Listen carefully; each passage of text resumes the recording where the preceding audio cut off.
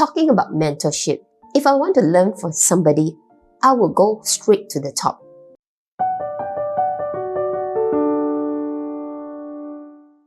I will go to people who are expert in different areas. I would not say that I will go for one mentor and expect this mentor to teach me about everything in life, investments, about family planning, about how to be a good parent. I don't think that person is qualified for every area. So that is why when I go through different phases of life, I will meet different mentors that apply to me during the point of time. When I was a student, my mentor was Adam Khoo because he was an expert in how to study well, how to study smart, and I would read his strategies on how to be a smart student. And when I graduated from university, I took up Toastmaster where I was very interested in public speaking. I got to know about Vin Jiang, and Vin Jiang taught me a lot about how to present myself in public, how to make conversations with others, how to be from an introvert to a fake extrovert. And when I was building more stability in my career, then I started to look at investment. There are different areas of investments. If I wanted to invest on properties, I would look for a property expert who would teach me what are the right ways to identify good properties for investment. If I want to invest into stocks, then I would look for Adam Khoo again in value investing because I want to invest in a more conservative approach. And if I wanted to invest in something new like cryptocurrency, then I will look for someone who is an expert in cryptocurrency trading. And if I want to learn about parenting, then I will look for someone in my neighborhood, I think, who is a successful parent who can teach me more about parenting. And it is the desire of wanting to learn and improve your life.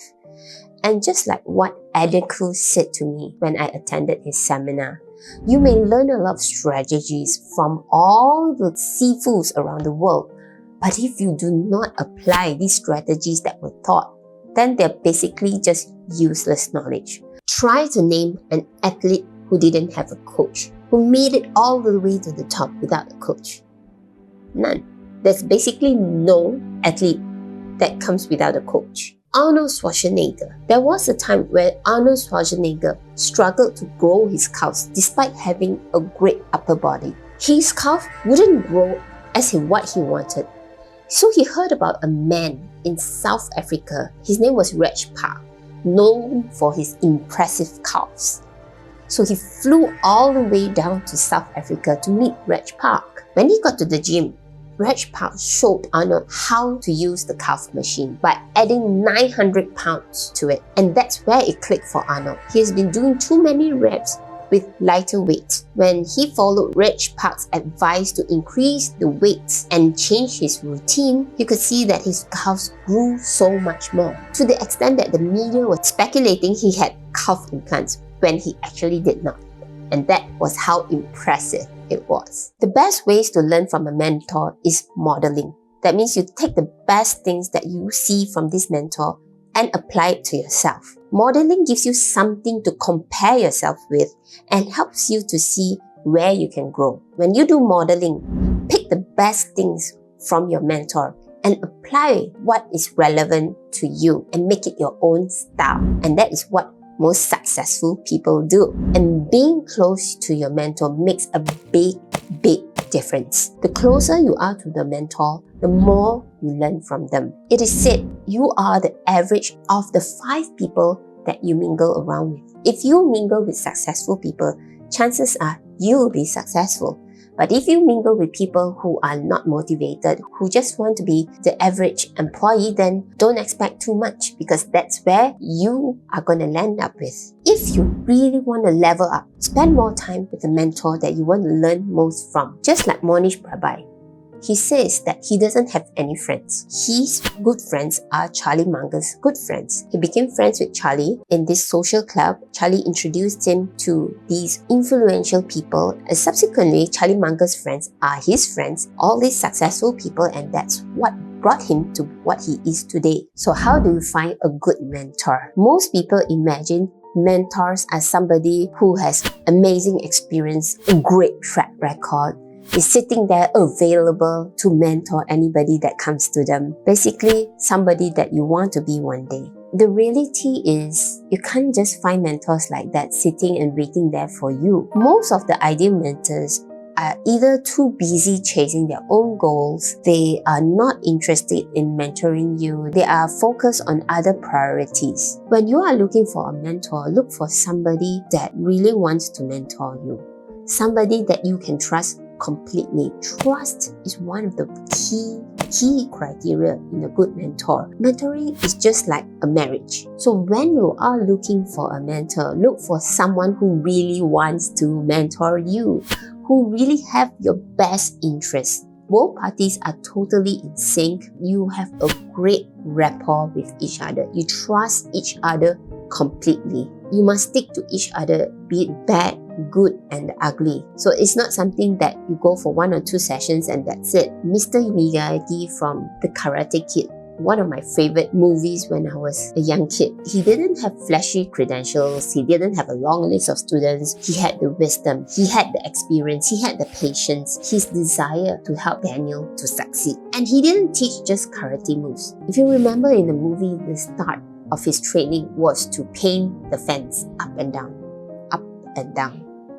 And he was doing that the whole entire day, which made Daniel really angry. He thought that Mr. Miyagi was taking advantage of him by asking him to paint up his fence. It turned out to be the foundation for the important skill to have in karate. What made their mentorship work was the mutual trust and respect for each other. Mr. Miyagi truly cared for Daniel. Daniel was willing to learn and put in the effort. That was the kind of mentor-mentee connection that made the relationship special. Henry Ford and Thomas Edison were good friends, even though Edison was 16 years older than Henry. Both of them are successful in different fields, Ford with his cars and Edison with electricity. And Ford really looked up to Edison as his mentor, as his guide. One time when Ford had trouble designing his gasoline-powered engine, he asked Edison for advice. They had dinner together and Ford explained his idea. Edison listened carefully, he slammed his fist on the table and said, "Young man, that's the thing, you have it." Edison recognized Ford's potential and gave him all the confidence that he needed. And that itself is more important than anything else in the world. I've always believed in having multiple mentors, even in one specific focus. If you want to achieve something unique, relying too much on one mentor may risk making you sounding and behaving like the other person, another copycat. Originality is the key, especially magic and comedy. Can you imagine telling the same joke as another comedian? It wouldn't be very funny anymore if they hear it the second time from another person. One thing that strikes me most is Bruce Lee's philosophy. Absorb what is useful, discard what is not, and add what is uniquely your own. It's similar to how a young magician learns.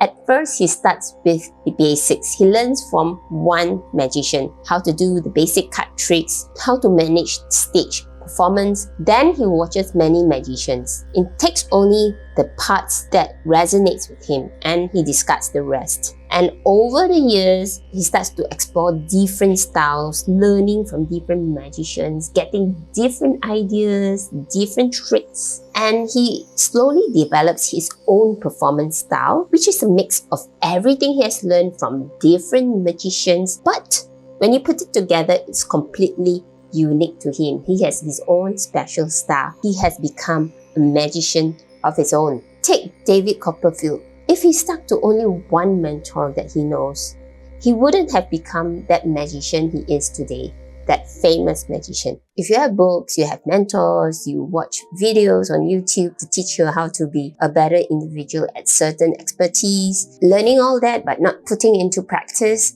is similar as doing nothing, just learning it for fun.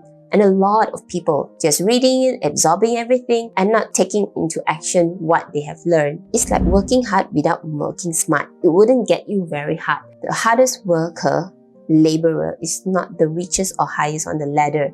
It's the one that works smart, the one that knows the fastest way to achieve something in the shortest period of time using the least effort is the one who is sitting on the top. It is not about working hard.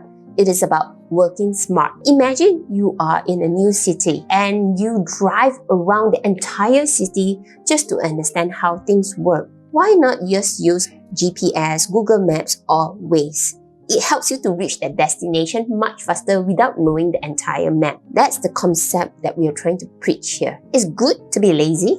The laziest person will find the fastest way to achieve something in the shortest period of time. So hearing all this, do you really need a mentor to succeed? Or can you blaze your own trail and make it all the way to the top by your own? It is possible, but it takes a longer time to get there. Books are helpful in providing you knowledge and big ideas. Mentors, they work with what you know. They help keep you on track. Mentors don't just tell you how to live your life, but they usually are right beside you and with you. And they are like a team that helps you to grow. I believe all these platforms, if complemented with each other, they make the best platforms for mentorship.